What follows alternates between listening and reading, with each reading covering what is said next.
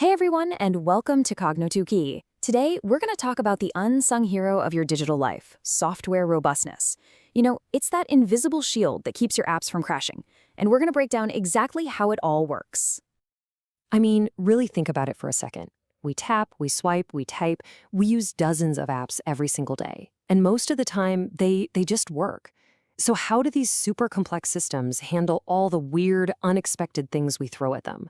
Well, the answer is this powerful concept called robustness. So let's get right into what that actually means. At its heart, you can think of robustness as an invisible shield, really, protecting our software from all the chaos of the real world. And here's the core idea.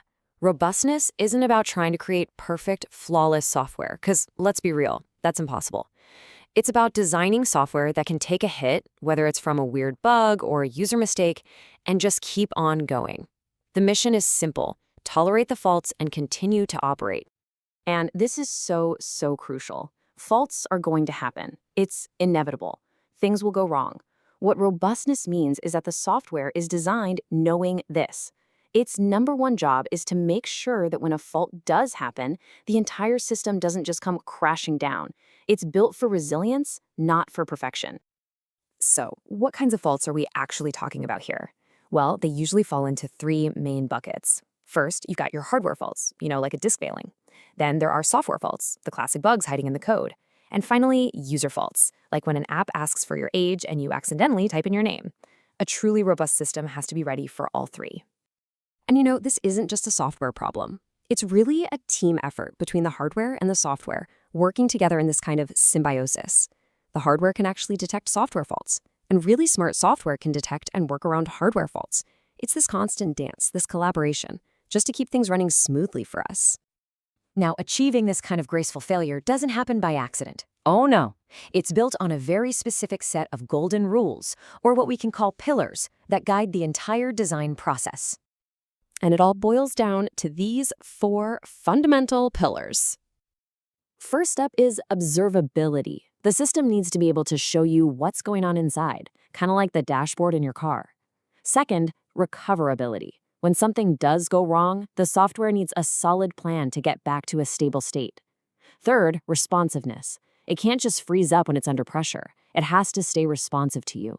And finally, task conformance. At the end of the day, it just has to reliably do the job it was built for. But before a system can recover from a fault, it first has to know that a fault has even happened. So how does software find these little cracks in the system? Well, detection actually happens on two main fronts. On the software side of things, a lot of faults can be caught way early, during development. This is done through good design, using powerful compilers that check for errors, and having runtime checks that look for issues like trying to divide by zero. But then, on the other side, the hardware itself is constantly monitoring things. It can detect physical problems, like a device timeout, but it can also catch software errors, like a program trying to sneak into a restricted part of memory. Okay, so the system has found a fault. A red flag has officially been raised. What happens now? This brings us to the final and maybe the most impressive part of this whole process, the art of the comeback, or how the system recovers from damage. And recovery is not a one-size-fits-all kind of deal. For predictable or anticipated faults, systems use what's called forward error recovery. You can think of this as a planned detour. It knows the error might happen, and it already has a plan to move past it. But for the truly unanticipated faults, the ones you just can't predict, it uses backward error recovery. This is more like hitting a dead end in a video game and just going back to your last saved checkpoint to try a different way. So, after all this technical detail, let's bring it back home. Why does any of this really matter to you in your everyday life? Well, to put it simply, software robustness is your digital safety net. If you remember one thing from this, let it be this.